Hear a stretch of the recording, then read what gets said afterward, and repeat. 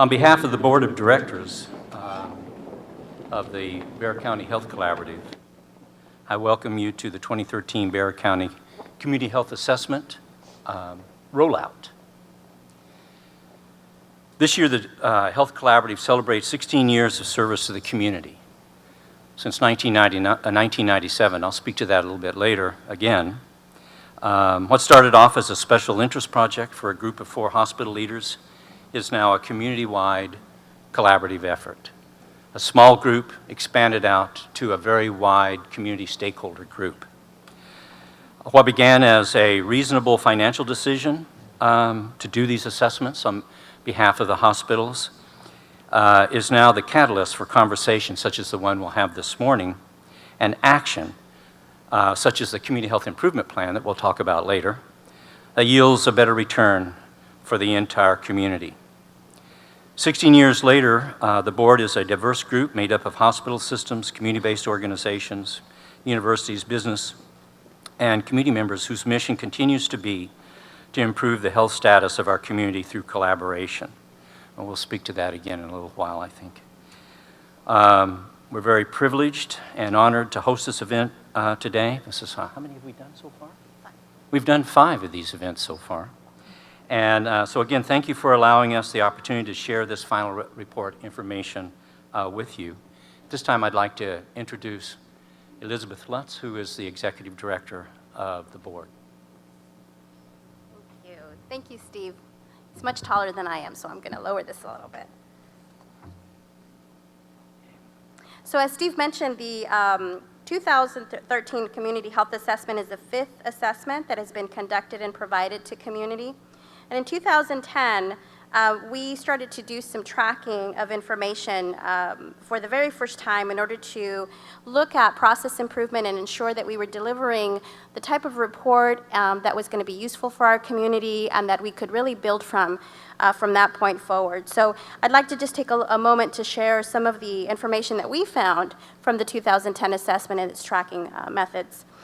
So about 2% of the users for the health assessment report are actually using it for strategic planning purposes. This is any organization, whether it be business or community stakeholder, that's really looking to realign their programming or their mission. They're using the report in order to be able to look for the health indicators, look for gaps in service, and then align their strategy towards meeting those missions. 8% is being used by hospital administration for IRS requirements. 20% of the report is being used for community program development. This is actually looking at new built infrastructure around community or looking for changes within existing programs in order to continue to meet the mission of their target population.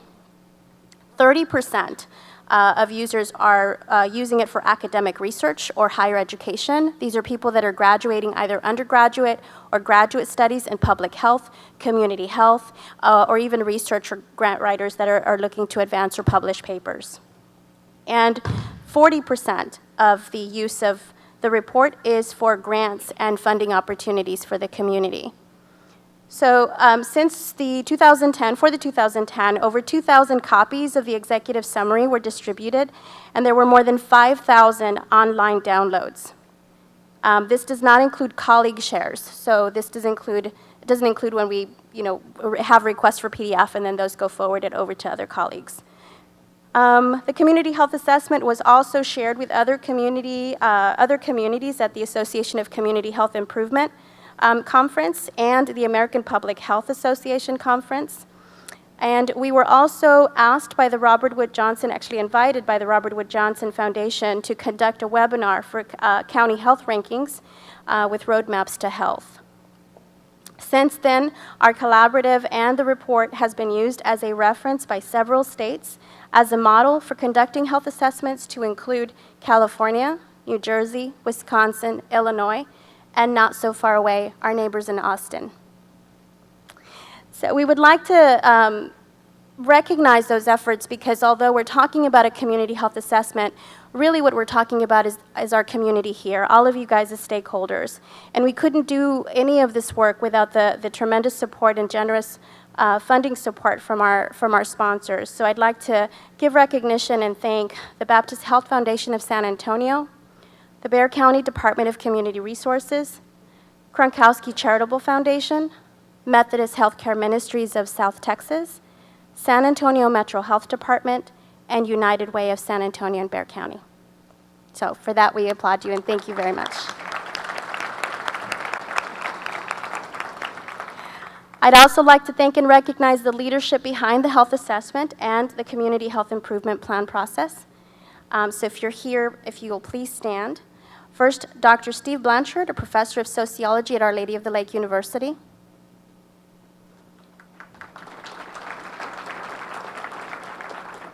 Dr. Anil Mangla, Chief Epidemiologist and Director for Infectious Disease and Immunizations Programs with San Antonio Metro Health Department.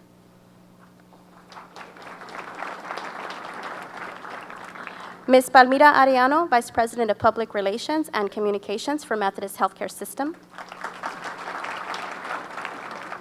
Ms. Pilar Oates, our Community at-Large member. Ms. Charlene Doria Ortiz, Program Manager, Bexar County Ryan White Program. Dr. Robert Ferrer, University of Texas Health Science Center, San Antonio, Department of Family and Community Medicine.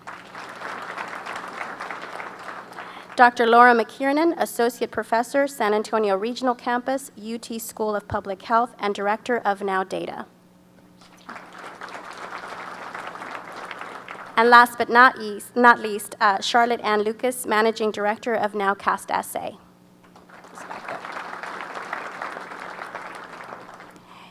And then a special thanks, of course, to our research partners and colleagues with Health Resources in Action, who we'll hear more about soon, Abby Atkins and Jennifer Harriet.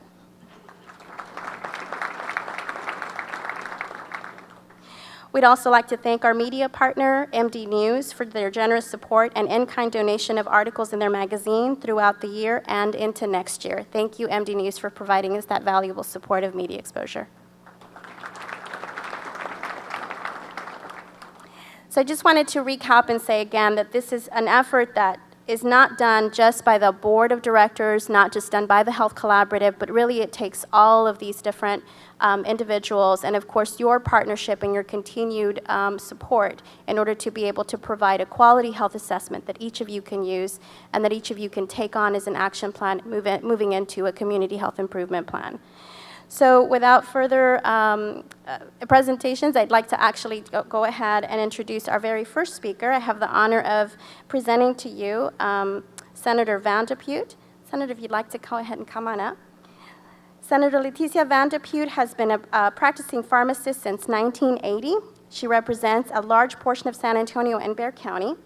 A former 5-term state representative, she has represented Texas State Senate District 26 since 1999. From 2003 to 2011, she served as the chair of the Texas Senate Democratic Caucus. On January 8, 2013, she was unanimously elected by her colleagues to serve as President Pro Tem of the Texas State's 83rd regular session. On May 4, 2013, she was sworn in as governor for a day. And after the 2013 legislative session, she was named to Texas Monthly's 10 Best Legislators list. Prior to serving in the Texas legislature, Leticia Vandepute worked as a pharmacist in mental health clinics and a hospital, and her grandfather's pharmacy, the Botanica Guadalupana, before purchasing her own business, the Loma Park Pharmacy and Medical Clinic. Please welcome Senator Leticia Vandepute.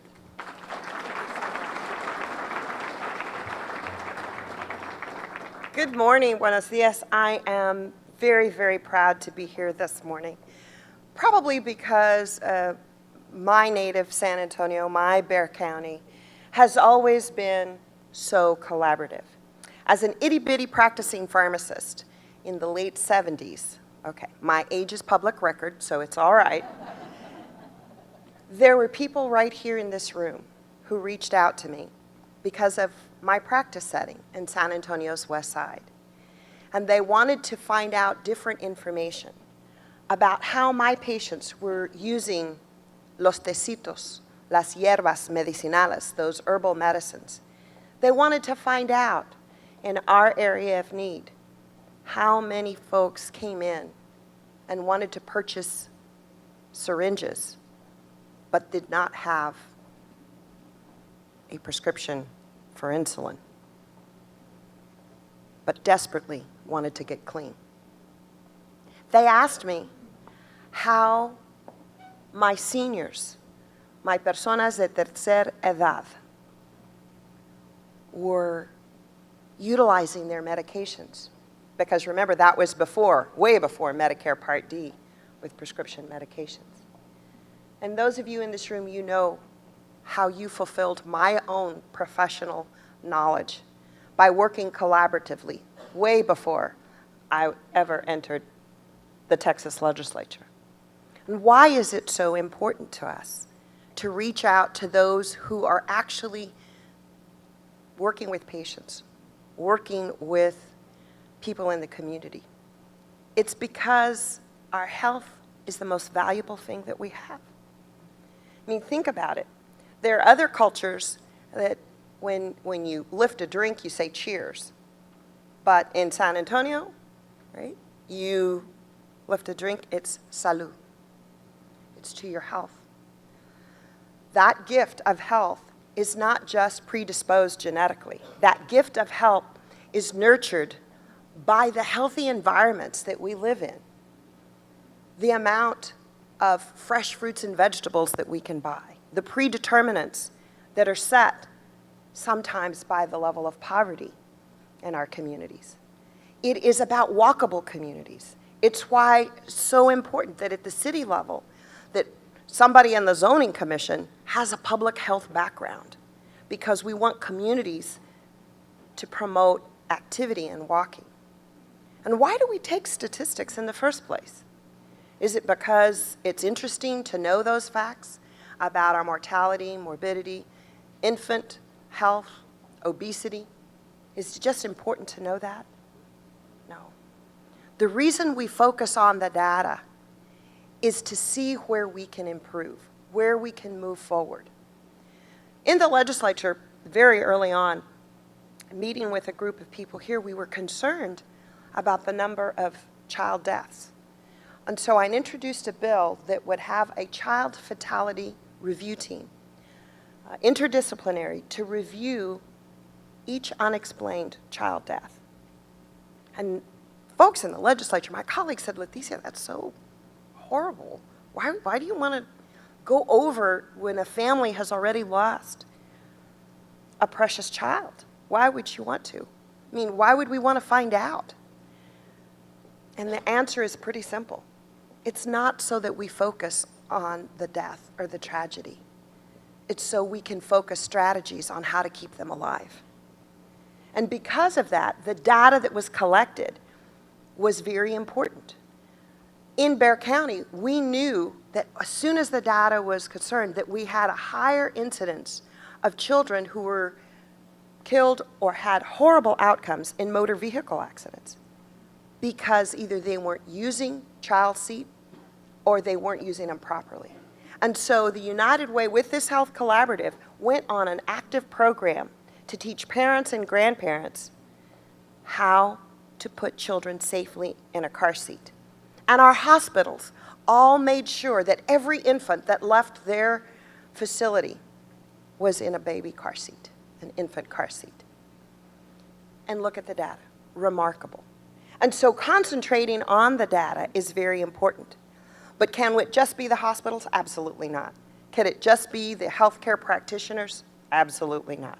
Or the elected leaders. As much power as we think we have, it is the power of those that sit on all of our not-for-profit boards that really make the vibrancy of the policy making come together so that we have good outcomes. That's what's real important. I'm proud to be a pharmacist here in San Antonio.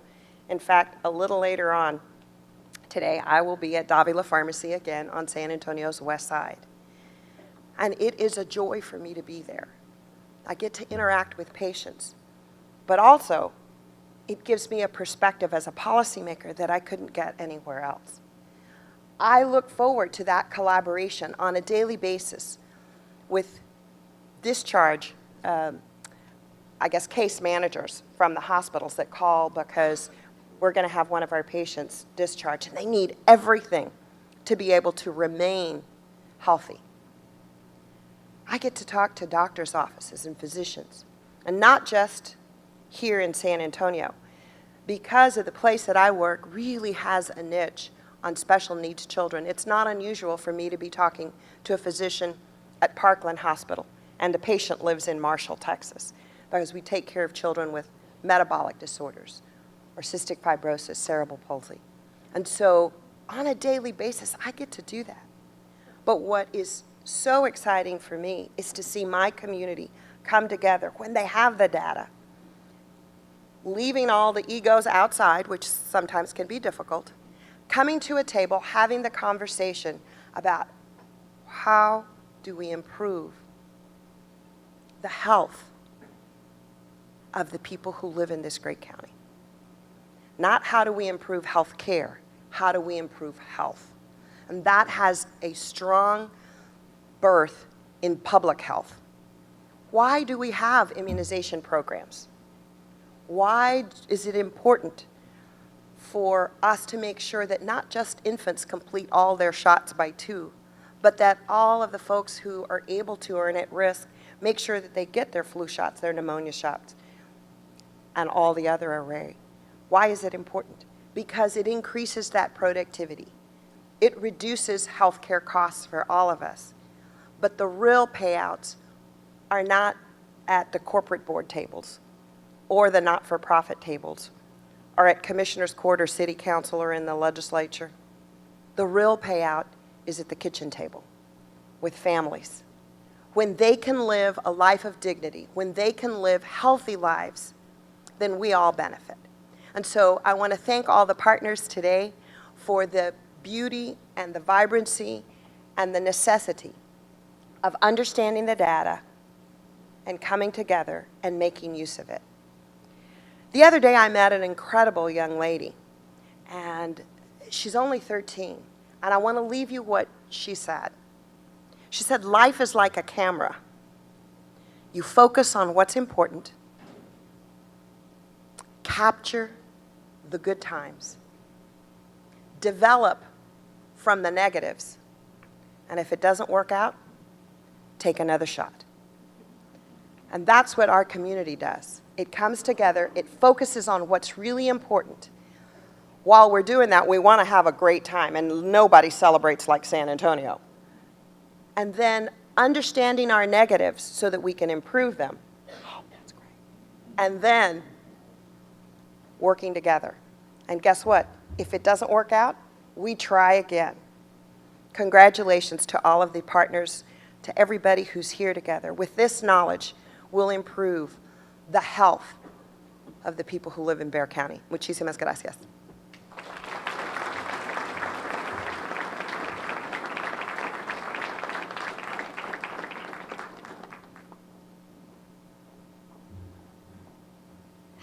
Nice little bench. Yay. I was worried I was going to fall off. Thank you very much, Senator Vanderputte. She's spoken at our community health improvement plan before, and every single time, it's just a great inspiration to have her here. So, I'd like to take the time to introduce our next presenter, someone who, in my small time with the Health Collaborative, I've learned so much about and have been very honored to be a partner with. Judge Nelson Wolff has represented Bexar County in various political offices since 1971, when he was elected to the Texas House of Representatives. After that, he was elected to the Texas State Senate in 1973, the San Antonio City Council in 1987, and he served as mayor of the city of San Antonio from 1991 to 1995. He currently serves as Bexar County Judge, a position he was appointed to in 2001 and has since been elected to 3 times, most recently in November of 2010. He is only the second person in more than a century to serve as both mayor of San Antonio and Bexar County Judge. With his colleagues on the Commissioner's Court and in the City of San Antonio, Judge Wolff has worked to promote greater economic development in Bexar County. We know him best as an advocate for health Through the Department of Community Resources, the judge and our commissioners have supported the efforts of many community-based organizations, and I've had the privilege to sit in general sessions where many agencies have received funds from the county to continue the great work of community, a champion for health in our city. Please welcome Honorable County Judge Wolf.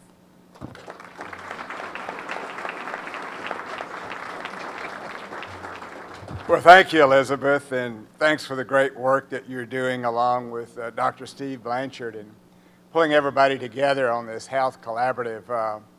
I really believe we're beginning to make a difference in San Antonio and Bexar County with the great outreach that all of you are doing across this community.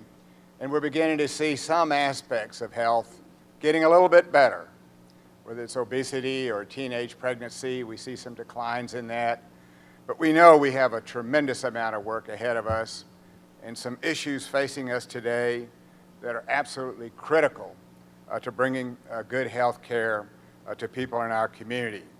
I want to thank Aurora Sanchez, who heads up our community resources, and the tremendous work that she has done with this group in pulling all of us together and leading Bexar County to address major health care issues. I want to thank George Hernandez. George is here today with University Hospital. I believe our greatest responsibility is health care in the Bexar County Hospital District that we appoint the board members to, approve their budget and do their tax rate. But these are the guys, the board that we appoint, and George Hernandez are the ones that are leading this great institution into new waters that have never been there before. The new building they just opened downtown, servicing more and more people in the inner city. The new hospital that they'll be opening at the medical center in April of next year, 187 days, according to Lenny, that will open. 1 million square feet, a new trauma tower, a number of different ways that we're going to be helping through the hospital district to bring greater health services to our community, regardless of your income, regardless of where you're from. We're going to take care of you. And to Senator Van de Putte, she's been a guiding light for a long, long time in the Texas Senate in terms of helping us, whether it's children or other health care issues.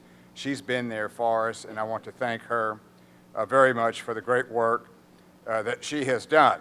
Let me just mention a couple of things that I think are important that we need to be addressing as we look ahead.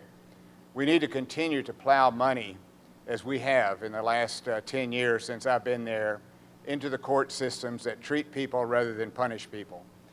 We've now been able, between our drug courts and mental health courts, to graduate some 1,000 people that were in the criminal justice system, and instead of sending them to jail, putting them back out in society with stronger support from all of the organizations that help them across this community. And the judges have been a great effort in doing that. The mental diversion program, rather than hauling someone to jail, we take them to try to treat them. I think the court systems and the money that we're putting there toward treatment rather than incarceration is beginning to have a good impact in San Antonio, and we need to continue to fund that and to keep and make sure that it works. Even within the county manager's department, we're focusing on mental health issues beyond just what we're doing in the courts. I continue to believe that the greatest effort that we need to make is in prevention. And we're beginning to have some impact there. We're providing more and more recreational facilities. The Bexar County Commissioners Court spent $85 million building 13 regional amateur sports parks. In fact, I'll be going to one when I leave here, the big swim center that we did in Northside that's bringing some great kids opportunities to participating in a lifelong sport. I can't think of any other sport that would probably keep you healthy all your life than if you were to go swim throughout your lifetime. The other sports parks, what we did on the river going south. If you haven't been on the Mission Reach of the river, you're missing a great opportunity. It's the largest ecological restoration of a river anywhere, an urban river anywhere in the United States. Get on your bike, walk, jog, whatever you want to do. Get on that river and enjoy yourself and get some great exercise. Go along the creeks that former Mayor Howard Peak took the lead on in creating bike paths and walking paths. More opportunities in San Antonio's ever had to get out and get some recreation. You gotta do that, and I think it's important. The schools that have cut out programs for physical exercise, that's a tragedy, an absolute tragedy. And they need to do more to allow children in their schools to get some sort of exercise where they walk around the school ground or whatever they do. And of course, we're doing a better job on trying to get over the issues of what people ought to be eating. I was in that business for a long, long time, in the natural foods business, and I can't think of any other important aspect, as was mentioned earlier, fruits and vegetables, and eat. You've got to pound on the prevention issues. And I believe we have not taken enough advantage of information that is all over the internet regarding health. I like doctors, but I also like to do a little double check on them. When there's a little diagnosis, I go to that internet, and there's so many tremendous sites on that internet that give you unbelievable information about any sort of symptom you may have or any diagnosis. And I think we have not made a good access of the information that we can provide over the internet. So I think if we'll work on that, I know the University Hospital is doing more in that area. We all need to do more work in the area of prevention. And let me just close on one issue, and I must say I got upset just driving in here. I was listening to NPR, and there was a congressman, I believe he was from Utah, bashing the Affordable Health Care Act and saying how horrible it is and how bad it is, not even giving it a chance to perform, driving people away before they even have the opportunity to see what's available to them, scaring them.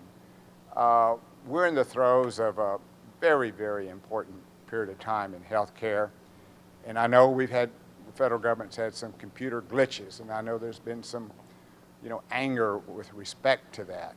But we have till March on this first drive, and there'll be time after that also to give people an opportunity to sign up on this program. And if their household incomes are about $80,000 or less, they're going to get a tax break, and they're going to be able to access health care. Yes, it's complicated, but tell me any health care package that isn't complicated. It's complicated at Bexar County and every private company around here. So we've got to really continue to focus on that issue of getting them the information.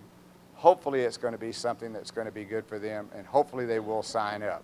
The next few months are going to determine politically, I think, across the nation, of whether this is going to work or not. And whether you believe in it or not, we need to give it its best chance. And its best chance is trying to get as much information as we can to everybody. I know we're all working on that. University Hospital and George are acting as the clearinghouse for that effort. And did you get your website up yet, George? Yeah, we got the website up that gives you great information on it. It's a great website. So we all working hard for that. I think out of 55,000 people we have on CareLink, I believe we think around 17, 18, 20,000 are eligible for these programs. So all of us have got to continue to work on that. We've all been pushing it. Mayor Castro has been out front encouraging everybody to try to take advantage of this. And let me just say one more quick thing. That's important. But there's something else that's very important that Texas passed up, and that was the expanded Medicare program. As you know, we're at the bottom of the trough on health care, and we seem to be proud of it around the state. And as every state that participates in the expansion of Medicaid, more and more of their citizens are going to be helped. Less and less of their citizens are going to be without insurance. What do we got, 27% or so in Bexar County alone, 25, 30% in the state? So as we move along, we're going to look worse and worse. Now, I guess there's some folks in the state that think that's real good. Well, it's not so good when people are dying and people are getting sick and they can't get health care. So we've got to continue to push for the expansion of Medicaid. It won't be till the next session of the legislature. If we don't eventually move into that, this state will continue to have people that are getting sick, that are waiting too long to get treated, that could have treated at a less expensive cost, but instead they wait because they don't have the money, they don't have the insurance, and then when they go, they're terribly sick and it costs everybody a lot more money to treat them. So I would say those two things are going to be real important over the next 5, 10 years, whether we're going to really significantly improve the health care in Bexar County and the state of Texas. Again, thank you for everything you're doing. Rebecca is going to be talking to you in a minute. She's been a breath of fresh air on the city council, and we've had a great time working together, and we appreciate the work that she's doing also. Thank you. Bye.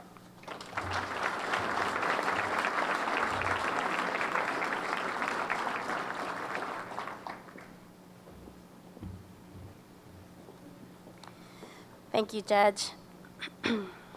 Our next presenter is here by way of Mayor Pro Tem by Mayor Castro.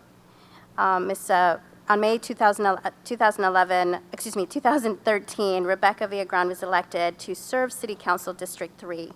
Rebecca is proud to be from a family whose history extends over 200 years in San Antonio and South Texas and has a long legacy of service to the community she currently serves. She resides in the same neighborhood where she grew up while attending St. Leo's Catholic School and Providence High School. After high school, Rebecca attended Texas State University, where she received a Bachelor's of Science degree in Geography, Urban and Regional Planning. Desiring to make an impact in San Antonio city government, she returned to her hometown after graduating from college to work as a city council aide. Her focus was working with neighborhood associations and constituent services. Aside from being directly involved with the city government, Rebecca also has experience working with community organizations and volunteering for important causes. She served the San Antonio Hispanic Chamber of Commerce as Vice President of External Affairs and worked as the Director of Government and Community Relations for the Mexican Americans Thinking Together, or MAT. Volunteerism has played a central role in Rebecca's career path. Affected by the events of September 11th, Rebecca volunteered in New York City at Ground Zero. She also worked as an international missionary in Spain. And because of the issues concerning women and children have always been important to her, she has served on the board of the directors for Voices for Children, San Antonio, and was appointed to the Mayor's Commission on the Status of Women. Rebecca earned a master's degree in public administration from St. Mary's University and has since returned to her alma mater to teach as an adjunct professor in political science. She also assists in maintaining her family's small business established by her parents in 1986 in District 3.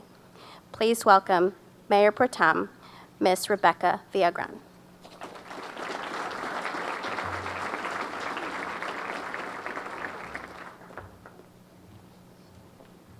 Good morning, everyone. I want to thank you so much for having me here, and it's my honor to serve as Mayor Pro Tem, sending greetings from Mayor Julian Castro and our City Council. I wanted to thank you because healthcare is a very, very dear, very close to my heart personally, knowing that in District 3, personally with my family, my father passed away about 2 years ago from cancer, but then also he dealt with Parkinson's disease too. And seeing how that played a part and totally transforms families, and knowing how many people have to come and be partners with you when one family member is sick, and how everybody comes into play. And I see here with this collaborative, you all are a living example of everyone coming to the table to help a family go through healthcare issues. So I want to thank you personally for that. And I come here representing the mayor and city council not to politicize this issue, although we hear a lot of talk on NPR and other things, as we all know, but to acknowledge the importance of a data report, this data, comprehensive data that is affecting all of our community, and to use that data and see how we will move forward together. I want to acknowledge the logo, your logo with the collaborative. All of these pieces, all of these puzzle pieces play an important part of looking at the bigger picture. We can't move forward without the other. And this, again, is something that we want to acknowledge and let you know that we're standing here together. The report, this assessment, is both our checkup and our diagnosis of how we are to move together as a community. I know in District 3, as Judge Wolf said, this Saturday was the official opening of the Mission Reach, and I know for him and for myself what a joy it was to see people out there with their dogs, with their bikes, and on kayaks. If you all haven't kayaked on the river yet, I want to highly recommend that. You don't need to go to Austin to kayak anymore. You can stay in San Antonio. But it was families, not just one or two individuals. We are now seeing families going out together and exercising together because of the Mission Reach and because of these sport complexes that we've worked together to move forward. Now, I am glad to be a part of that, and one other issue that is very important in District 3 and in all the city are our seniors. And we see a lot of our seniors that some are being ignored, but some just need to be brought in and checked up on. We have a lot of senior centers, about 8 in District 3. We have a lot of seniors who go without food, and that goes without nutrition. And then in the summers, they don't have enough money to pay their bills, so they don't turn on the air conditioner, and they're not getting checked on. This is a very, very important issue, not just for me, but for other members of the council, and I know for all of our elected representatives. So I am glad to be here to work together with you, and please know that we are standing together with you because we have a lot of issues that we have to work on together. And I'm glad that this report is going to be just a guide for us to move forward. This is not political because this is about the people that we serve. And on behalf of the mayor and council, I want you to know that we are standing here with you to move together, to work towards solutions on these issues. We know it's not going to be overnight, but I know we're going to move forward, and I see a good doctor here with the Metro Health District, so thank you for being here and all the reports that you all are doing that we need to move forward and tackle too. So again, thank you for your time. I look forward to staying in conversation, and congratulations, Elizabeth, Dr. Blanchard. Congratulations on all the work. Thank you.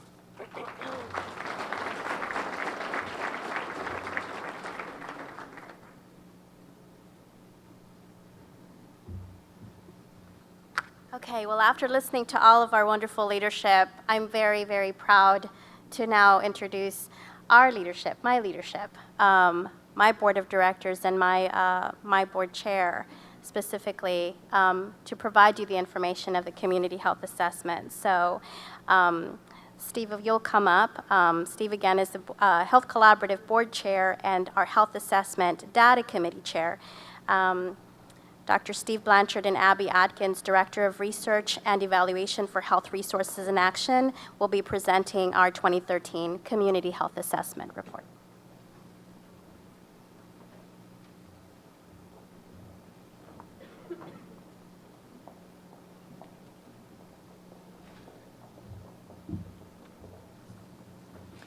Good morning. Forgive me, a little while ago when I made the opening remark, I didn't introduce myself. You probably wondered who that fellow was, but forgive me for that. Well, we have the, thank you.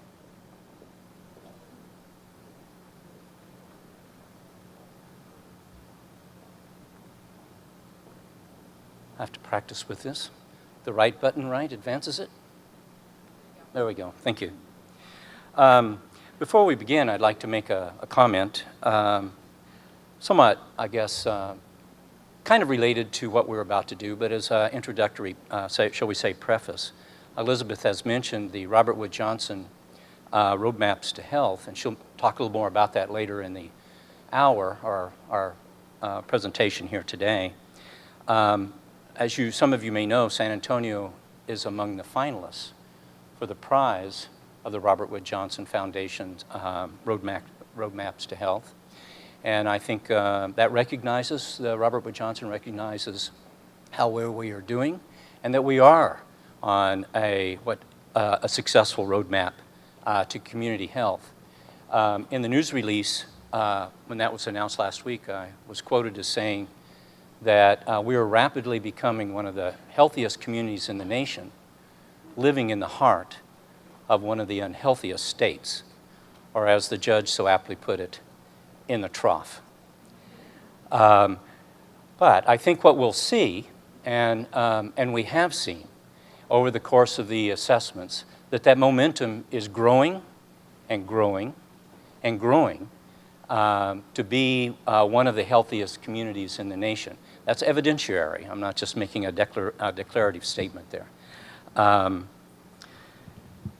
We do have momentum, and we've seen that in the consecutive assessments, and yet we have challenges. We will talk about features of the momentum and how we're improving in health, but yet as we have to talk about the challenges that keep the acceleration of that momentum much slower than what we would like. We know, for example, that wealth disparity is widening. Not just it is in this county, but of course we know that it is across the nation as well. And we know that health disparity tracks wealth disparity. To the extent we become more disparate in wealth, we become more disparate in health. There is an increase in healthcare services, and that's good in our community. And yet there are a significant number, perhaps as many as a third, that don't have health insurance, although as the judge again was saying, there is a very good solution for that already in front of us. But we do have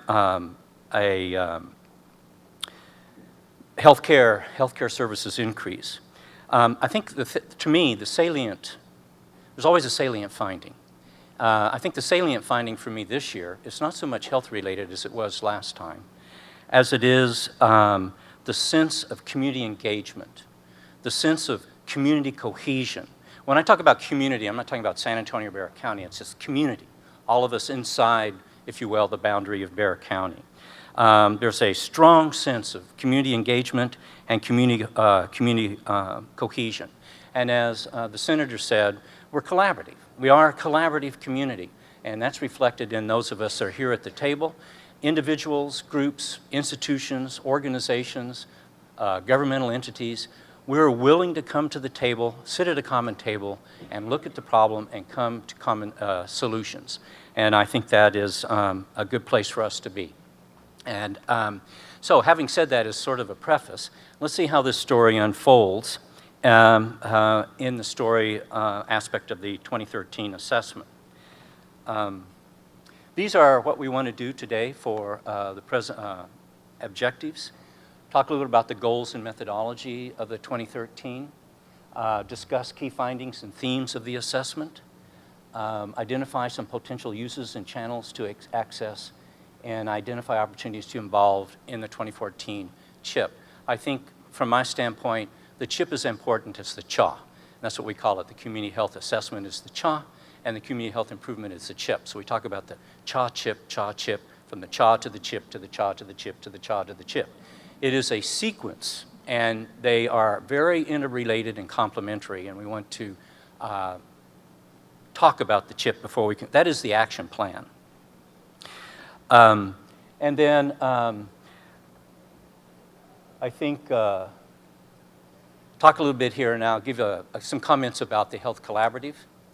In 1997, Elizabeth and I spoke a little bit about this before. We were a small group of hospitals getting together to undertake the status of community health. Individual hospitals decided to collaborate, 4 or 5 hospitals, and then became a 501c3 in 2000, collaboration of hospitals and with the mission to improve community health. And now in 2013, it's an extensive array of stakeholders at the table. We have many aspects of the healthcare infrastructure, not just hospitals, but funding and organizations like WellMed and others. And we have the medical school and academic institutions, a number of, just a broader array of stakeholders, which I think reflects the growth of interest in the community health assessment, has that breadth of growth as now reflected on the board. And now we've done 5 community health assessments, this 2013 being the fifth. From 1998 to present, there are some key trends, I think, in what we have done that we should address and, in a sense, congratulate ourselves for. We have gone from a collaborative effort of hospitals to assess the health status to a county-wide community stakeholder effort, reflected to a large extent by what we see here in front of us, all of us together. And we have gone from a traditional cross-sectional profile, which is very traditional, cross-sectional profile of health status based on rates and proportions and that sort of thing, to what we will characterize as the upstream model. What is upstream that gives rise to that healthcare profile? Looking at behavioral and contextual influences on the downstream profile. We'll talk a little more about that in a minute.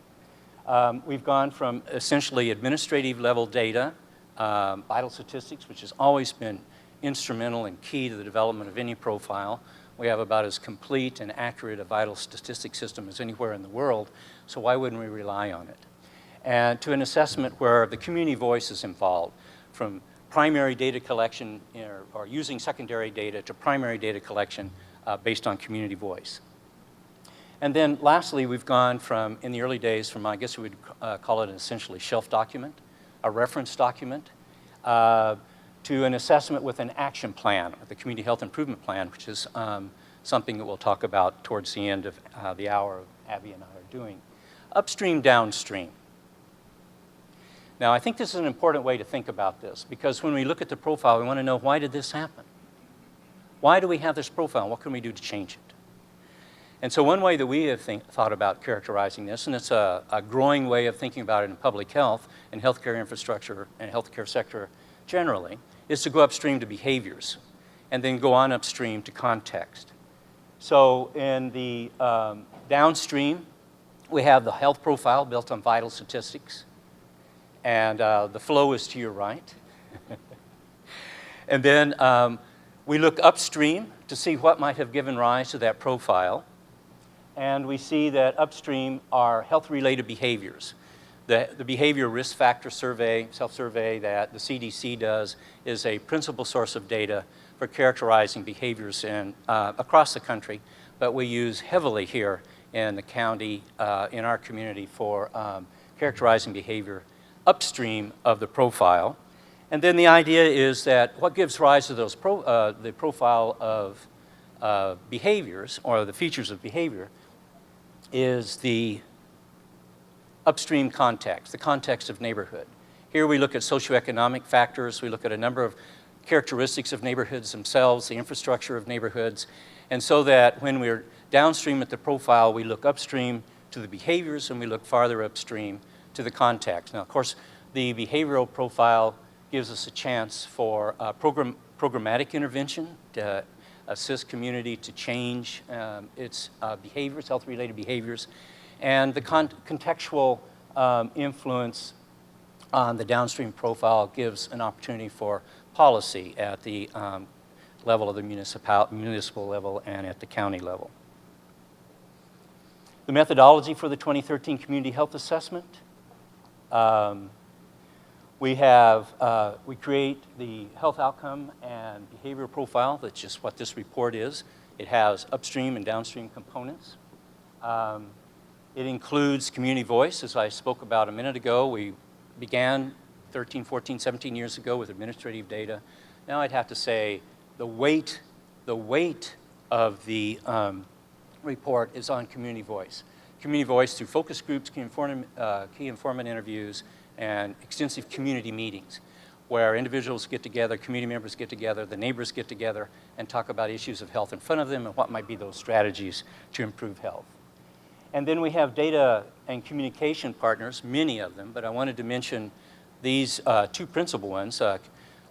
Community Information Now is a member of the National Neighborhood Partnership, Indicator Partnership that is sponsored by the Urban Institute, and it has two parts to it that are very integral to what we do with the assessment. Now, data, which is housed at the School of Public Health, And for example, Laura McKieran, who's, I'm not sure she's here, but was identified a little earlier, brings data to the community meetings to stimulate discussion on data that describe that particular neighborhood. And then Nowcast SA, who is present here, CA and her crew, they live stream community meetings and create opportunities for virtual focus groups online. So it broadens out just what we're doing in a neighborhood to the community-wide focus group. And of course, always the Metropolitan Health District.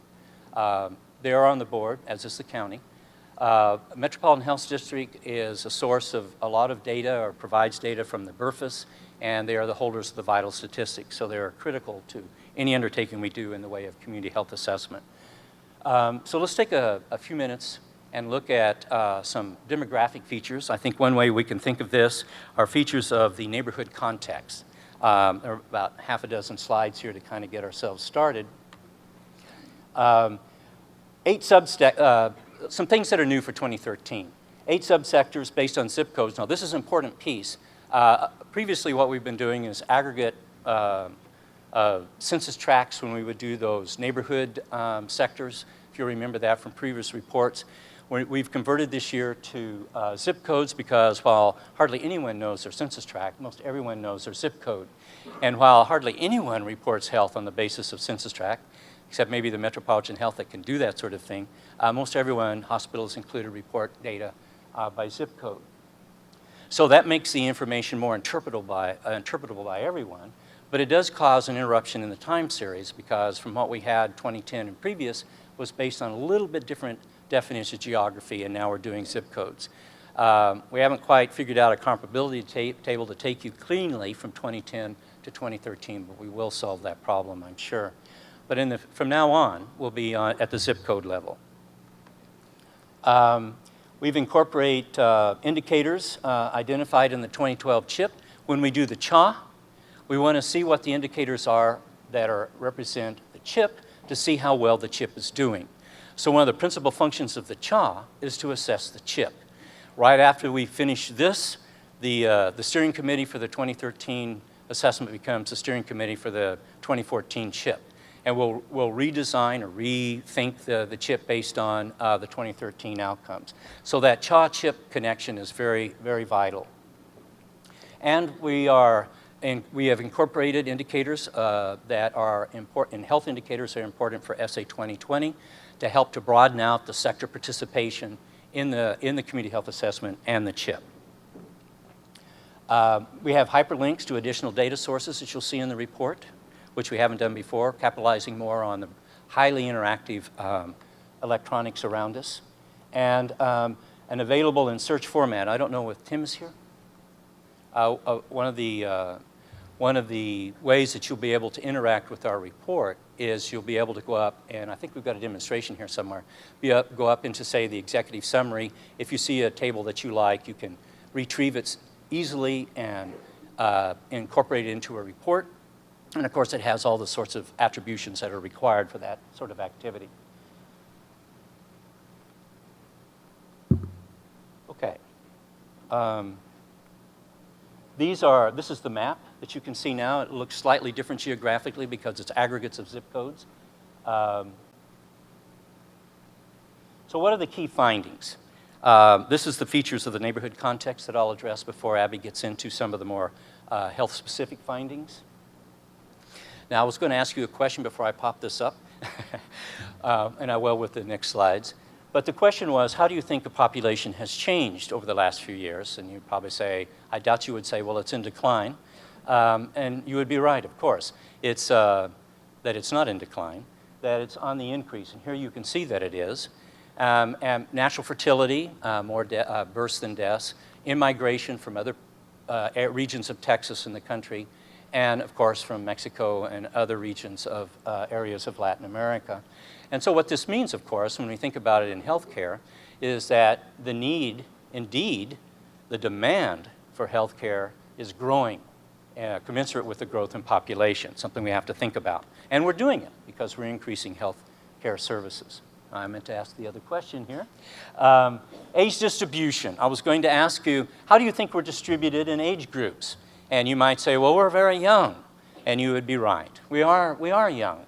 The natural fertility would suggest that. We have some total fertility rates that are higher in some populations than others. But the important feature of this, I think, is if you look at how the age, which you can see that group, which I count myself, 65 plus. I'm trying to read that from here, which I don't see quite so well.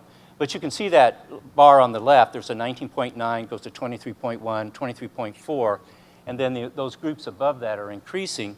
You can see that we are actually an aging community, which is also true of the country at large, true of many countries around the world, really. And so that speaks to the need for more geriatric medicine, geriatric psychology, psychiatry rather, more geriatric responses to our health care than we might have thought about in the past. Racial and ethnic diversity, now this one is probably pretty known to you. If I were to ask you, how diverse are we, or what is the principal feature of diversity, and say which ethnic or racial group, you probably would say Hispanic is a prominent group, and you would be right. I'm giving you the answers, and that's okay. Here you can see along the bottom are the sectors that we talked about. Texas on the far left, the second from the left is Bexar County. And here you can see the bar chart distribution of percentage or proportion Hispanic. And you can see that we are probably at least a third again Hispanic in the statewide. We're the second bar from the left, Bexar County. And then you see the Near East Side, and then of course the Southwest is in the center, and the Near West Side and the Southeast. These are not surprising geographic distributions to you, I'm sure. We're familiar with that. West Side, East Side, South Side, North Side are familiar demographic or geographic, shall we say, social containers that we've talked about for many years, and here it is. And then the next level are the non-Hispanic white, and you can see quite a bit of geographic diversity there. And then the next is the African American, and it's not so easy to see, at least from my eyes, but you can see that there is diversity there in a geographic distribution, and then there's always the other, and which in our community is a very small percentage in the group. So you can see there's quite a bit of ethnic diversity, racial and ethnic diversity in our community, and it is geographically diverse as well. And as we know also, health disparities, if we can put it that way, also tracks racial and ethnic diversity. So there are certain features of health that are more characteristics of some of these populations than for others, and Abby will speak to that. And so that if we see that they are geographically distributed, then some areas of the community will be more characterized by certain health features than will others. Educational attainment of individuals. I'm not doing very well at asking the questions. Abby and I said we would do this to promote interaction, and I'm not doing that very well. But anyway, here you can see that, again, we have quite a lot of diversity, and unfortunately, it's not quite as good as we would like. It's maybe got too much prominence in it. If you look at, we have somewhere around just under 50% of our population that is at high school level or below. And you can imagine that that tracks socioeconomic status, it tracks, to some extent, it tracks the racial and ethnic diversity, and of course has its also geographic correspondence. And you can see those distributions, how it's diverse. You can see the far north side on the right, very different from those in the center in terms of educational attainment, particularly if you think of the college level. And the next one is mean household income. This is not surprising either. And again, it follows the distributions that we have seen. We are very disparate geographically, or very diverse and disparate. Disparate in health geographically and diverse in our demographic features. The poverty rate for families with children, as you can see, is very variable. The far right is low, and in the center it's high, the near east side. What you see is, for no blue bars to the left of Texas and Bexar County, is a consequence of our change to zip codes, where we don't have that information to give you. But nonetheless, you can see the variability across the geography. And this is a representation of that growing wealth disparity I was speaking of earlier. Now, having said that, and I spoke to the sense of community engagement, the sense of cohesion, it doesn't matter where we are in the community voice. If we're at the, if we're in the mayor's office or speaking to the judge, County Judge Wolf, speaking to the judge, or speaking to Mayor Julian Castro, or if we are anywhere that we are, out in the community talking in focus groups, community meetings on the west side, there's conversations about a sense of identity with the community that we live in. We know that we're diverse. We have seen that. There's a strength in that we can learn from one another. One culture can learn from another. So that's something that people talk about. We are a diverse group and we can learn. We each have strategies and we can learn from one another. The sense of community cohesion, it doesn't matter where you are in one of those geographic areas. When you sit down with people in the community, they talk about how connected we are with the community at large. A strong sense of community cohesion. We know, as both the senator and the judge spoke about, an increasing physical activity environment. That's reflected to some extent in the findings that Abby will talk about. The reach, bicycles, walks. I lived near Woodlawn Lake, used to. 10 years ago, 15 years ago, I could walk around Woodlawn Lake and not worry about bumping into anybody. And now, at 7 o'clock in the evening, you gotta be very careful. There are people out there running, they're walking, or they're just paseándose, but they're out there moving their legs and having a good time. And that's an example or an illustration of how well we're doing, and that's the momentum. People come out of the neighborhoods into parks. Or if they've got lighted neighborhoods, they get out on the sidewalks and walk. It's good stuff. And if they can, they get on a bike and they go ride around, or they take a bus and go walk along the river. Healthcare services that I mentioned a minute ago are on the rise. So we're already beginning to recognize the need out there, and the healthcare infrastructure in the county, in the county and the community is responding to that. I think before turning it over to Abby, I want to say that the strength of this community is its collaboration, and not in the big C of the collaborative board. That's just a small piece of who we are in the community, but we're a collaborative community. That's a good way to characterize us. People who come together in organizations like today and sit around a common table, look at the good things in front of us and say, great. And then look at the things that we have to work on and say, great. We've got the energy and the will and the sense of community to do it. We are a collaborative community, and to me that is the salient characteristic that, from my personal standpoint, that came out of this 2013 assessment. So good for us. And now Abby.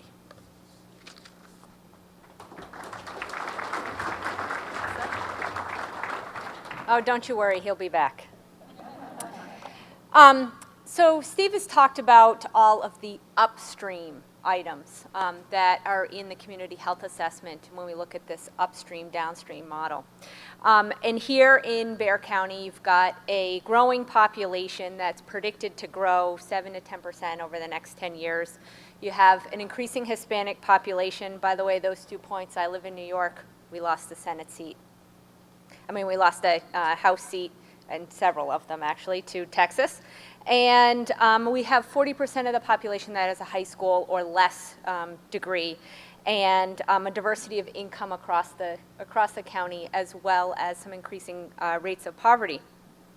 But we also have a community that values its diversity, that has strong social cohesion, and we've already seen some improvements. I have the good fortune and the wonderful opportunity of not living here in Bexar County, but being able to come back to Bexar County and see change. I don't live it day to day, so when I come back to Bexar County, I'll tell you some of the things that I see right away are I need to build on my skills for driving a rental car and negotiating bicyclists on narrow streets. Where I live, you just drive way out and around them. Here, there's not a lot of space to do that, but when I was here in 2009, I didn't see any bicyclists, particularly at night. By the way, you should all be wearing helmets and have on glow-in-the-dark gear. And now I cannot get out on the street without having to drive around somebody who's on a bicycle. That's really exciting. I also have listened to, we get up and spend time in the community in the morning. We go for a run or a walk. There are now many more places that my team and I can do that than before, and I can't wait to take my kayak out. Sorry, my rental kayak out. Bear County also has this chip that was developed, so a set of indicators and some ideas on how to improve health in Bear County. Bear County also has SA 2020. What we tried to do with the 2013 report were take those two pieces and bring them together so that we could make this report even more useful by a broader number of people. We're investing the time and the resources in it, we might as well make it useful for you. One of the things we look at when we're looking at the downstream pieces, so this is the traditional community profile piece, and I'll be honest with you right now, you've been sitting here since 8 o'clock in the morning, it's now a little bit after 9. This is the not so entertaining part, this is the boring part, this is the numbers, and I haven't even begun to scrape the tip of this iceberg with these numbers. I encourage you, particularly since the federal government is not open, this is the place where you can get some numbers, and I'm going to tell you how to get there. We can look at self-reported health status. So people were asked through a phone survey what they thought their health status was. And here in Bear County, we see that there's actually been a slight decline in good and better health status. There are also some challenges with the way we pull the data and we look at the data and other things that have happened. Steve's already noted that we've changed the subsectors within Bear County, so you can't flip back to the 2009-2010 report and compare the same regions. One of the things that the Centers for Disease Control has done is change the methodology on the Behavior Risk Factor Surveillance Survey, and while I can draw a line between 2008 and 2010, the 2012 numbers aren't exactly comparable to the 2010 numbers, so you'll see throughout the report there are a lot of dots with no lines going to them, but that's because they're not comparable, but we wanted you to see those numbers on the same page. So there's been a slight decrease in those individuals who are reporting good or better health status. We've also seen a slight increase in the percentage of adults who are actually reporting that in the past month they've had 5 or more days in which they've had poor physical or mental health status. This, by the way, is also a CHIP indicator as well as an SA 2020 indicator. We can also look at, so here's how people feel about their health, but what's putting them in the hospital? And what's putting them in the hospital are disorders related to mental illness and injury and poisoning. So that includes straight up poisoning, it includes slipping and falling, it includes getting hit by a car while you're riding your bike. These numbers here haven't changed much between 2009 and 2011. We can also look at what people are dying from, and in Bear County, what people are dying from are cancer and heart disease. Those numbers are, as you can see on this chart, noticeably higher than suicide, unintentional injury, diabetes, and cancer. And diabetes and homicide. With the 2012 CHIP report, and please feel free if I start dropping acronyms left and right to raise your hand and say I have no idea what you're talking about. With the 2012 CHIP report, there were 5 areas that were created for work. And the next part of this, what we've done is we've taken those 5 areas and organized the indicators into that piece. The first one is healthy eating and active living, as we talked about by many speakers this morning already. Physical activity and healthy eating are critical parts of maintaining good health. Everyone, children and adults, benefit from being physically active and eating a variety of fresh fruits and vegetables every day.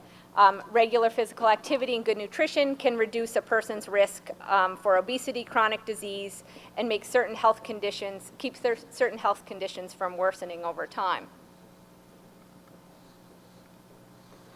We can look at fruit and vegetable consumption among adults and see that here in Bear County, there's just over 20% of adults in 2012 had 3 or more servings of vegetables every day, and just above 10% had 3 or more servings of fruits.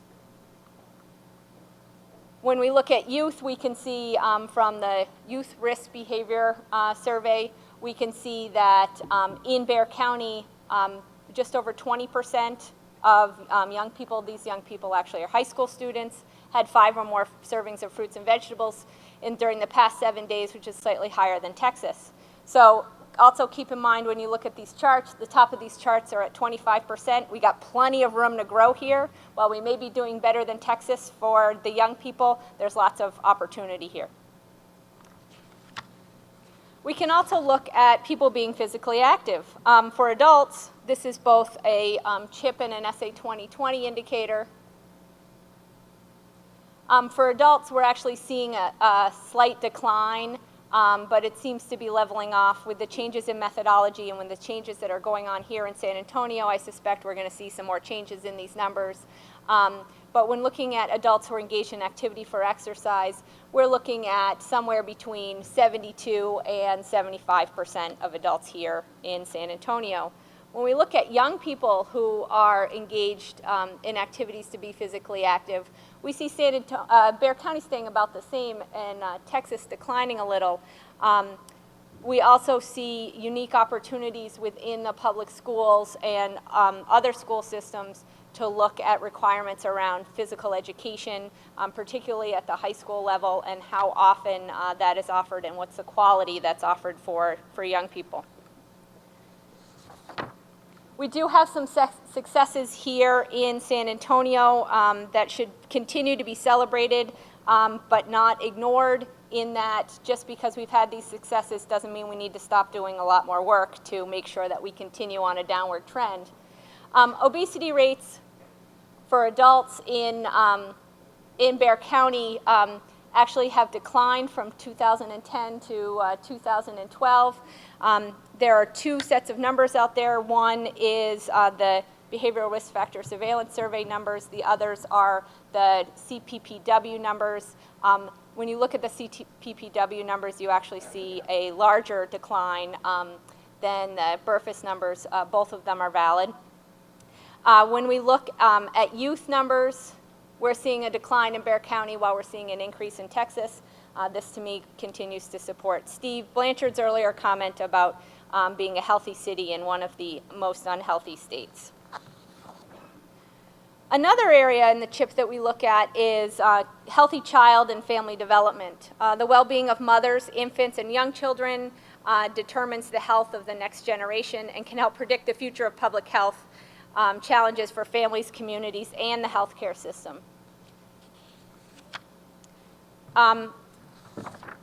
We can look at, the CHIP looks at women who are receiving late or no prenatal care. There are some cultural issues here. There is an increase in women who are receiving late or no prenatal care. In general, that's definitely a concern and something that needs to be investigated further.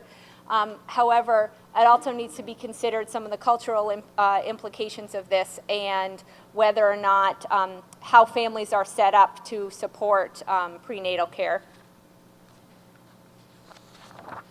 We do see an increase in births to single mothers. These are single mothers, not teens. Teens are included in here. And we are seeing a slight increase in births to single mothers. We are seeing a decrease in, or some stability in premature births. But when you look at it by race and ethnicity, you do see that there's a decline in premature births in the black population, about the same in the Hispanic population, and about the same in the white population. This is also a CHIP and an SA 2020 indicator.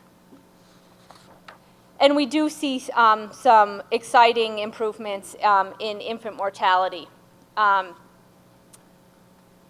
You can also look at the report. So this covers all of Bexar County. The report, we can tell you stories by race and ethnicity, as well as we can tell you stories by the subsectors within Bexar County. So there's a lot more to look at. I'm just giving you a general overview. Another area that came up in the CHIP is the area of safe communities. A safe community is a place in which people and organizations have come together to reduce injury and promote the safety of all residents.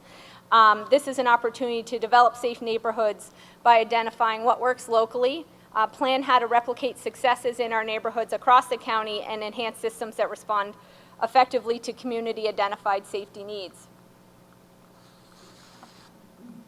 In Bexar County, we can actually see an exciting decline in violent crime and property crimes. These are actually the number of crimes over the course of the last 4 years. In fact, other quantitative data indicates that in 2010, 78% of Bexar County adults felt that they actually had social or emotional support within the communities that they live in. And I think that says a lot to how people feel about living in Bexar County. Another area that we looked at was behavioral and mental well-being. Health is more than just the physical body. Mental health is related to how people think, feel, and act as they cope with life, how they handle stress, relate to others, and make choices. As we noted earlier, the highest hospitalization rate was for mental disorders, and you can see when looking at it by race and ethnicity, Bexar County is actually the line at the bottom. And when you see it divided out by race and ethnicity, you see that we actually have higher rates. In particular, the rate of the black community is higher than the others for hospitalization for mental disorders, and these are hospitalization rates per 1,000 population. We can also look at suicide rates and see that particularly in the youth population, we're seeing those rates go up in Texas and stay about the same at Bexar County. So we're looking at the YRBS. We're still looking at just shy of 10% of high school students have attempted suicide. We can also look at binge drinking.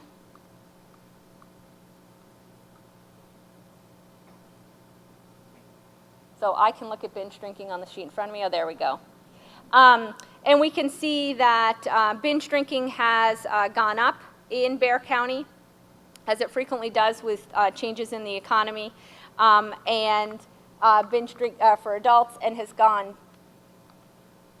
it's actually gone slightly down in the youth, the high school population. Okay, I promise I'm almost done. We can look at sexual health and celebrate declines in teen pregnancy across the board in every racial and ethnic group. And we can look at sexually transmitted disease rates and see in general some stability with gonorrhea, syphilis, and HIV infection, but an increase in chlamydia. And finally, we can look at access to care. So we have all of these things going on in our community, and we also have, are currently in a spot, and this report does not take into consideration implications of the Affordable Care Act.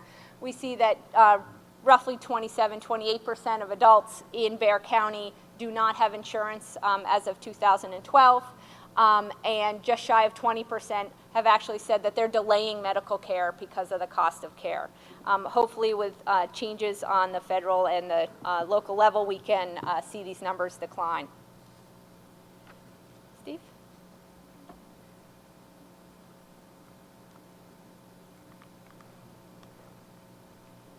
So with all of that said, we do spend a lot of time looking at, okay, just what's going on in the community right now. But through the community engagement piece, we spend a lot of time asking questions about the future and what the community would like to see in the future. Thank you, Abby.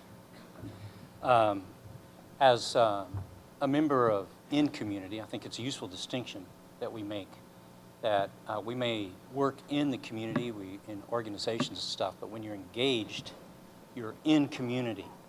And I think from the perspective of in community, when we look at some of these bar charts and we wonder why it's low, the way you ordinarily would think about it in community is that the glass is half full rather than the glass is half empty. If you have the perspective the glass is half full, then you can think about how do we get to that, capitalize on whatever strengths it's got as half full to fill that glass up. So I think in community, I think we're very successful in this community about having that sort of an approach to community problem solving. And here, this is some things that came out of the conversation, the community voice. Some is descriptors from the data, but most of it is from community voice. Enhanced environments to support health, and we've had a number of illustrations of that this morning, both from the judge and senator, and as well as from Abby. People in the community asking for better lighting, improved parks. The salient feature, I think, of 2010 was the extent to which people know the health issues, but not only that they also know what the strategies are to improve health. The salient feature I was saying earlier this time for me is that the social cohesion, the state of civic engagement, the sense of connection across the community that we can capitalize on to take what it may seem half full to us and make it that glass even more full. Enhanced environments to support health, support services for youth, elderly, and other vulnerable populations. A lot of conversation, a recognition of,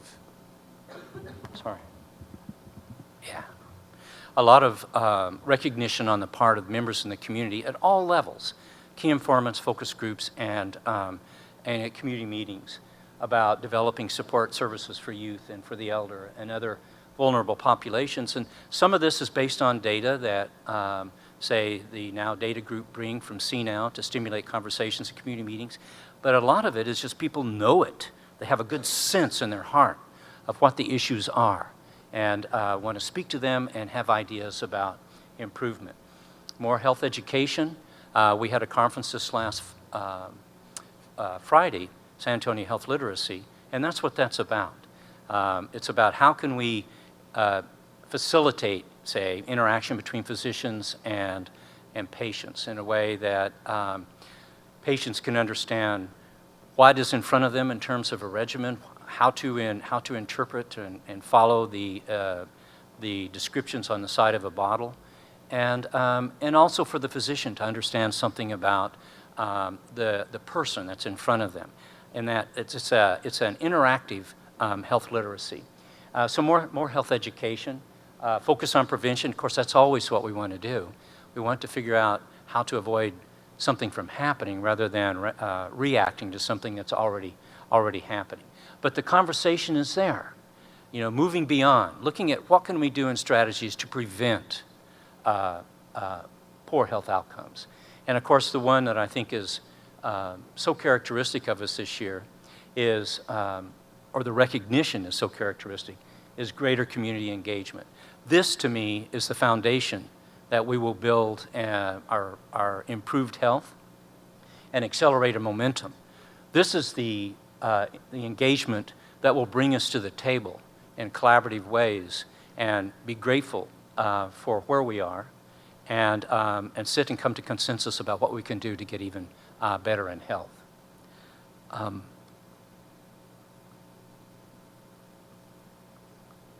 Key themes. There are a number of these, and I'll just go through them. We've talked about it. It's strongly values its residents and the social capital that they represent. Social capital meaning that people are willing to get together in the community and solve problems, willing to get together in a community and go to the municipal government and say we need a little better lighting in our neighborhood. We'd go out and walk more if we had it. And whenever we say Bexar County, it is a political entity, but it is the boundary inside which we define, or around which we define our larger community. As in previous assessments, data on morbidity and mortality distribution follow the social and economic patterns. We saw that. We have that concern, as we do around the nation, as wealth disparity increases, so shall and is health disparity. We have to be mindful of that. Otherwise, there will be well, you can just imagine what we're already seeing. Improvements in the physical activity environment has had positive impacts on obesity. Physical activity and nutrition are considered major health concerns.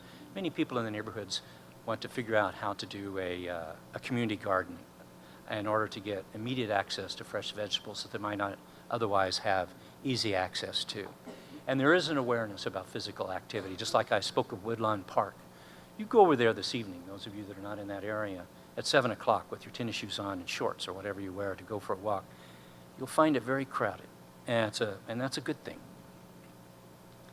Early intervention can help alter the health trajectory of young children, and we know in the social influence model, the social determinant model, that how the children are, so are they also as adults. If they are ill and in adverse circumstances as young people and children, then they will carry the burden of that consequence throughout their life, and it will express itself in ill health as adults. So the earlier that we can intervene, the better we will be over the life course. While with high rates of teen pregnancy and increasing rates of sexually transmitted disease, sexual health is of growing importance to the community. It is, in fact, as Abby said, an indicator of our progress, and as it is measured by Community Health Improvement Plan. It is an indicator, so we're very mindful of it. And we look at it not only in the CHA, the CHA now is every 3 years, but we're mindful of it in the intermediate period of time, data that are available from Metro Health Department and other sources, and ongoing community conversation. Mental health is viewed as a crucial and growing issue with the need for more resources. We saw that there's a slight increase in hospitalizations for this reason. There's a slight decrease in a sense of feeling good and self-assessments of health. We can imagine that would be expected to some extent. Is happening nationally as we have the economic downturn. Neighborhoods, there's some foreclosures and loss of job. You can imagine that sort of thing would be a characteristic of this time. But as a community, we see it in front of us, and as a collaborative community, there are things we can do. Changes in the healthcare system, new programs, hospital facilities, and policy are working to improve access. Just a wealth of things by all of the hospital system, University Hospital System and others, Metro Health Department, to meet the health needs, the growing health needs that we saw in that early line of the demographic feature that I showed. Demand is increasing, and it will continue to increase. And I think we're working very hard to meet that demand. And then lastly, community members envision a healthier Bexar County that is built on collaborative efforts. That's what they talk about. It's not me up here talking about that, although I am. But it is the community that talks about that. And it's a marvelous thing. You know, you go and you think, well, what are we going to hear? We don't go in there and tell them what to say. We sit there and listen. And people talk about this. We're getting to be a healthier county, and we can work together to make it even healthier. So there are some good things here.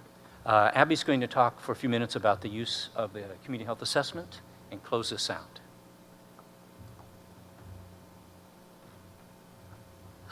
So we've got a lot of data out there. That piece is written. You have executive summaries in front of you, and we've all done a lot of talking about it. But as Steve mentioned earlier, frequently these documents end up as shelf documents. And one of the things that the Health Collaborative has done is said, first of all, we're not just going to check it off the list and say we've completed a community health assessment. We're actually going to use our community health assessment. The Health Collaborative has used it to define its own work and plan for its own work, as well as the Health Collaborative and Metro Health using it for the development of the Community Health Improvement Plan. This document has some funders that have a reason that they would like it used. Particularly the hospitals have some IRS requirements about having a community health assessment and then using it for community benefit planning. The health department can use it for its community health improvement planning. The community itself can use it that way. But we've also seen it used by program planners and community members, students, and researchers, as Liz noted earlier today, to meet a variety of different needs. So in looking at how the community health assessment has been used in the past, we are trying the Health Collaborative, and thanks to the Health Collaborative's partnership with App Addiction, we have been able to, the Health Collaborative's been able to provide the report in a more useful way.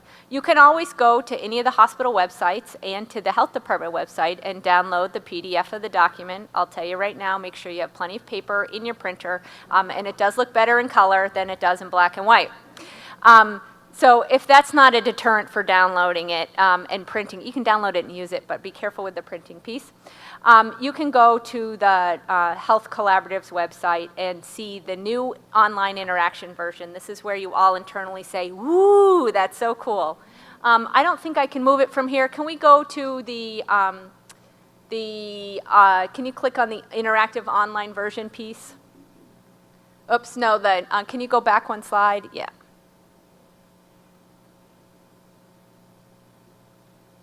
And can you click on the enter box? So when you go online and are looking at the interactive version, you see a table of contents which you can expand or collapse to meet your needs. And can you click on the piece that says gender under demographics and social environment? So this pulls up that page in the report. It also pulls up all of the figures, graphs, maps, tables that we used. And can you just hover your cursor to the right of the title of the figure where it says population? Can you hover on those three little bars right there? Yeah. You can now download each figure. It does come with a required, you cannot remove citation, to the report and the source. You can print the chart itself. You can download it as a JPEG or a PDF image, and you can put it in your own reports or the documentation that you need. To get here, you also do have to fill out a little survey so that we can figure out how you're using it and give us some feedback on it so that the Health Collaborative can continue to improve this process. Thank you very much.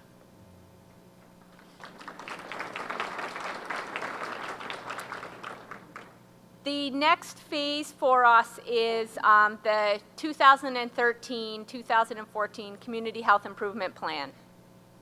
The CHIP process, if you would like to be involved, you can sign up at the Health Collaboratives table today on your way out the door. But the CHIP is going to build on the 2012 CHIP. The 2012 CHIP is available at bcchip.org. It'll use the 2013 Community Health Assessment, which has been designed to support that process. There's a set of work groups in the 5 areas that we talked about earlier today. Healthy eating and active living, child health and family development, safe communities, behavioral mental well-being, and sexual health.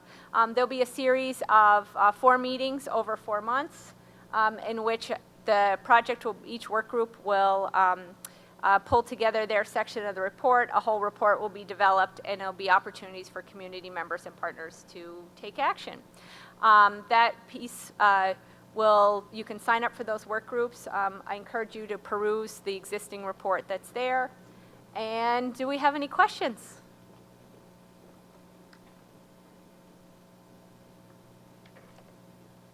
Any questions? Great. Thank you all for your time. We really appreciate it. Liz?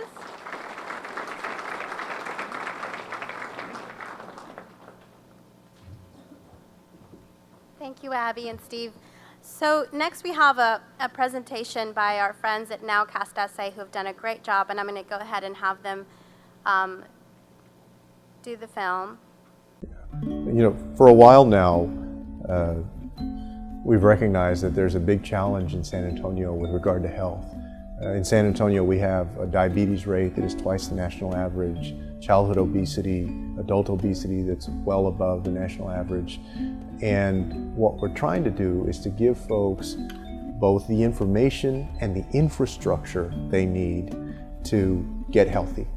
It began in 1998, the Bexar County Health Collaborative, a collaboration between the major hospital systems to comply with some regulations to report out on the status of the community. And their decision was to, rather than do a number of different ones, why not collaborate and do a common one? And that was sort of the forming principle of the collaborative. I think there are a couple of important considerations to think about as we think about the assessments. One is that it is a principal means for the community to assess the status of its community health, population-based health.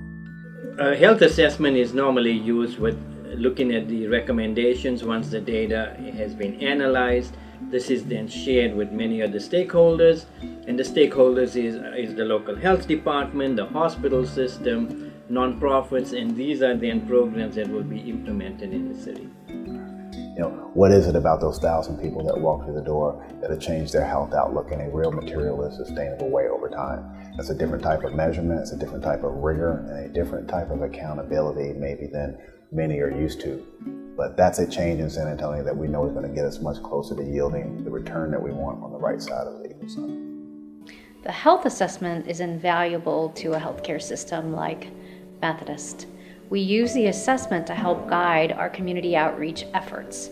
As a matter of fact, each of our hospitals has a specific community outreach plan whereby we use the health priorities of the CHIP and the outcomes of the CHIP to make sure, all working together, we can make an impact on the health of our community. We broadened out from hospitals to community-based organizations to other parts of the health infrastructure, including university like Our Lady of the Lake University and the medical school. So the stakeholder representation on the board has broadened. And just like you can see around you this morning at the rollout, you can see just how much, how the breadth of the participation of in the assessment by just looking around and seeing how many people are actually here that are showing interest in this. As time has gone by, there's been greater and greater community participation in this. It has broadened out considerably. Edison High School in San Antonio. Now, the district has made the decision to put the lights on in their practice field there at night. I was driving by at 9 o'clock at night and couldn't even get into the parking lot. I didn't know what was happening, but then when I looked, it was the parking lot was packed with cars of people who at 9 o'clock at night were walking the tracks.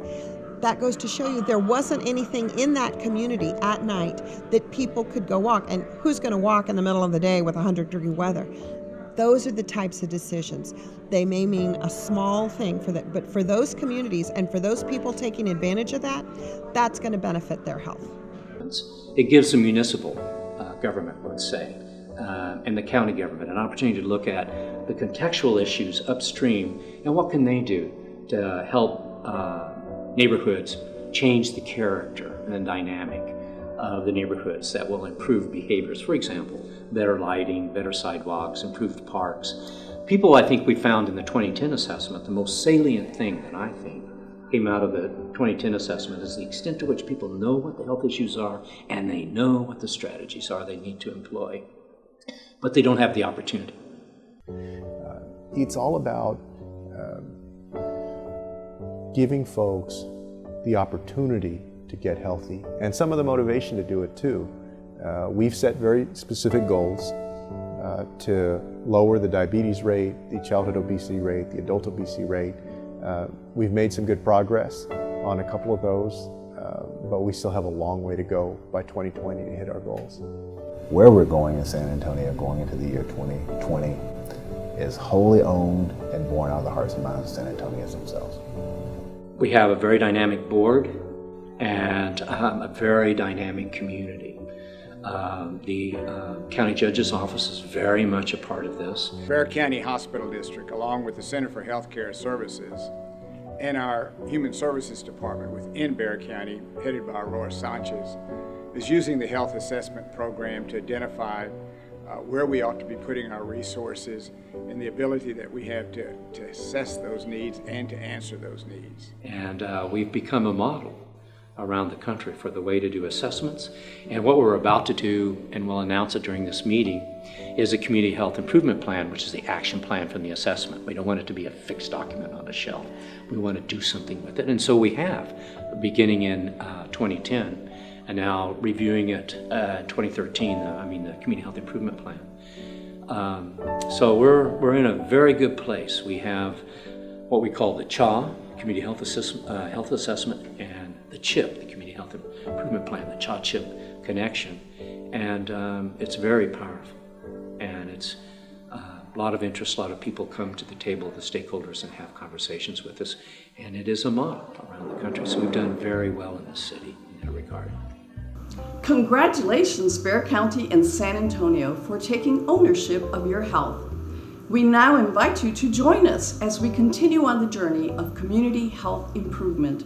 The CHIP is about to begin, and I'm on board. Hello, my name is Sandy Miranda, and I am the President and CEO of the YMCA of Greater San Antonio, and I'm on board. Hi, I'm Nelson Wolf, Bexar County Judge, and I'm on board. Methodist Healthcare is on board. Our Lady of the Lake University is on board. So as the Chief Epidemiologist for San Antonio, I am on board with the health assessment. And again, as I had discussed, this is crucial in identifying disease burden for the city.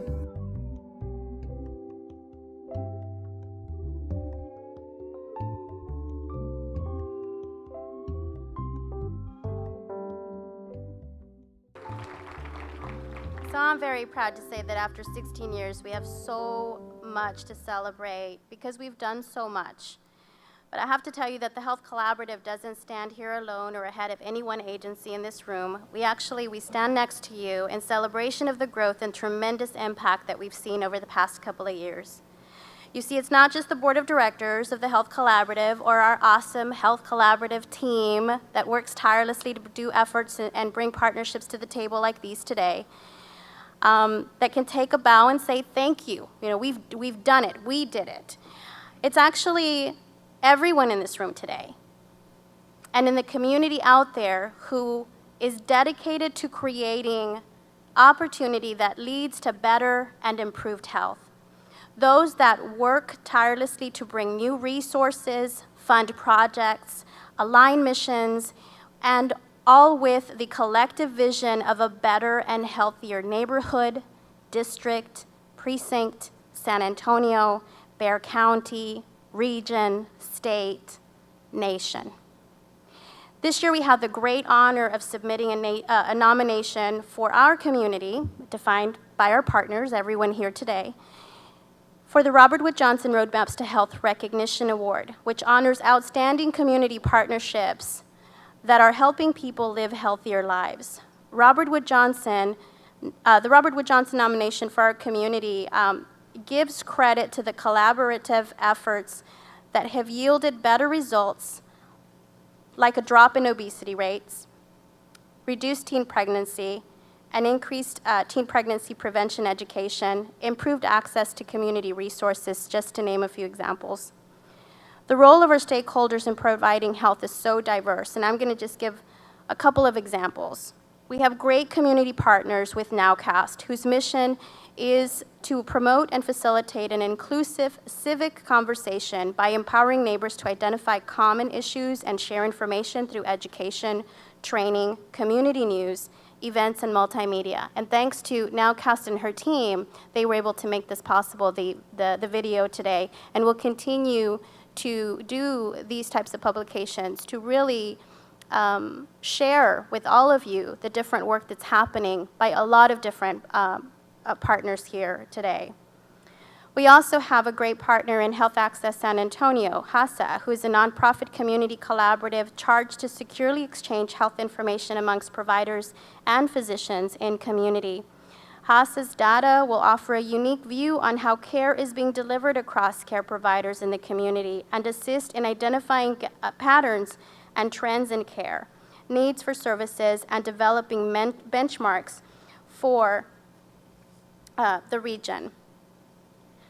YMCA is a leader in our community for the integration of family health and wellness, with a large outreach and impact through programs like the Y Living program, Ciclovia, and their team up effort with San Antonio Metro Health Department and their diabetes prevention program, who seeks to make lifestyle changes or help families make lifestyle changes to help prevent or delay the disease, work with family members to reduce the entire family's risk, and manage the disease if they have already received a diagnosis, and teach them how they can take control of their health safely and manage the symptoms of diabetes.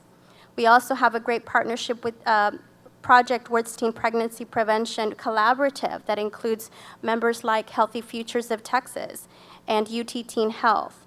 That although we have a decline in teen birth rates, we're still above the national average, and there's yet lots of work to do. Or hospital systems like UHS, Christus, Methodist, Baptist that are always seeking ways to partner with school districts to offer school-based clinics, mobile clinic services, and screenings to further increase access to health care for our families. and many more agencies that are looking beyond the individual mission, but are seeking partners, collaborators, supporters to further extend their reach, reduce duplication, and leverage each other's resources. There is no doubt that the need in our community is great and will continue to be so. And the work of the community will not be easily resolved. No one agency, at least not ours, can say that they can do the work alone. It takes an entire community deeply invested and profoundly passionate for a better quality of life. For those of you who were here early enough and got to visit the tables of our member organizations around, I encourage you to visit with them again as you leave today. They have valuable information for you and are consistently looking for opportunities to work together with you. And I'll close with this. I came across this quote actually as I was sitting in Sunday service one day, and it was really talking about something completely different, but I related it to the work that we do here in community. And that is that coming together is the beginning, staying together is progress, but working together is success. The time is right, and the time is now. And we ask for your support, your participation in the CHIP process as we get started. Please sign up for any of the work groups or multiple work groups, or if you need more information about the CHIP or the health assessment or the process, please call us. We are always ready and eager to collaborate with you. Thank you again for your invaluable time this morning.